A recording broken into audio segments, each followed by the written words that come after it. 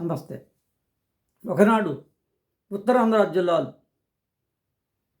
ఉమ్మడి ఆంధ్రప్రదేశ్లో అయితేనేమి, ఆంధ్రప్రదేశ్లోనైతేనేమి వెనుకబడిన జిల్లాలు అనేటటువంటి ముద్ర ఉండేది. నేడు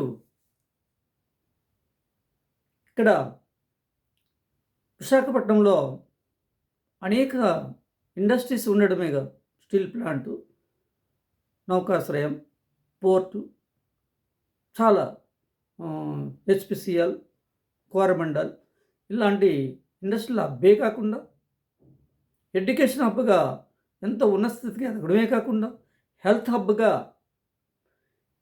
ఒరిస్సా, జార్ఖండ్, ఇటు వెస్ట్ బెంగాల్ నుండి కూడా పేషెంట్లు ఇక్కడికి వచ్చి వైద్యం చేసుకున్నట్టు హెల్త్ హబ్గా ఎదిగింది. అంతేకాకుండా ఇంటర్నేషనల్ ఎయిర్పోర్ట్ గురించి అందరికీ తెలుసు. ఇక్కడ ఇంటర్నేషనల్ ఎయిర్పోర్ట్ నిర్మాణం జరుగుతుంది.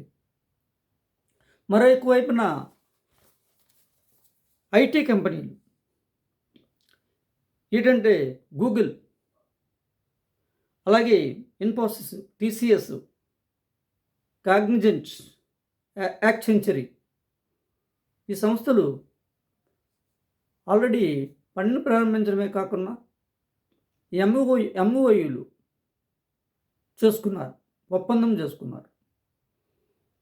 ఇదే కాకుండా కొత్తగా ఏవియేషన్ ఎడ్యుకేషన్ సిటీ ఎయిర్పోర్ట్కి అనుబంధంగా దాని నిర్మాణము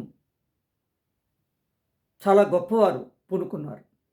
ఒకటి, గోవా గవర్నర్ గారు శ్రీ పూసపాటి అశోక్ గజపతిరాజు గారు, దానకర్ణుడు.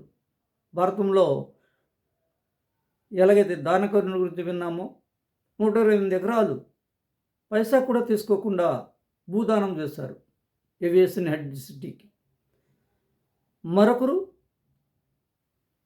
ప్రపంచంలో ఎయిర్పోర్ట్లు నిర్మించడంలో దిట్ట రాజాము వాస్తవ్యులు. ఆయన ఒక జన్మలోనే అంత ఉన్నత శిఖరాలకి ఎదిగిన గొప్ప వ్యక్తి. అలాంటి వీళ్ళ గురించి పెట్టి చాలా చాలా గర్వపడేటటువంటి, గర్వంగా చెప్పుకోవాలని అనిపించేటువంటి పరిస్థితి. అదేవిధంగా వీళ్ళిద్దరినీ కలిపింది హైదరాబాద్లో ఐటీ సిటీని నిర్మించిన శ్రీ నారా చంద్రబాబు నాయుడు గారు.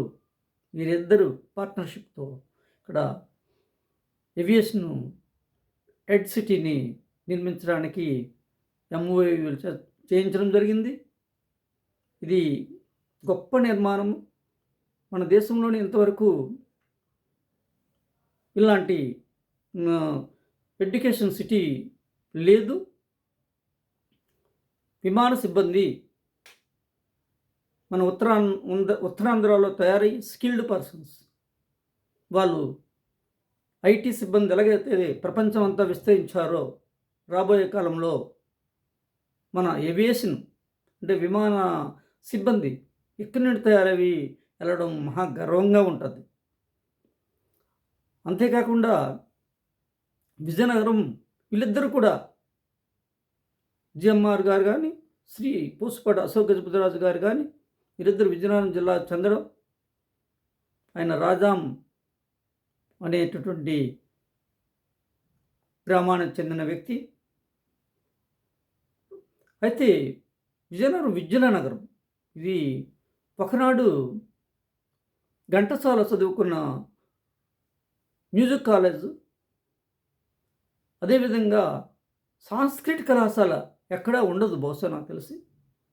అంతే కదా, MR college, MR women college, MR BEd college, MR girls high school, boys high school, ఈరోజైతే ఎంఆర్ ఇంజనీరింగ్ కాలేజు, మెడికల్ కాలేజీలు, తర్వాత ఎంఆర్ అది అక్కడ పీజీ సెంటర్ కూడా నిర్మాణం చేసి ఎంతో ముందు చూపుతో విజయనగరం జిల్లా వాసులకు విద్యను అందించడం అనేది పివిజి రాజుగారి చేతనే అది స్టార్ట్ అయ్యింది.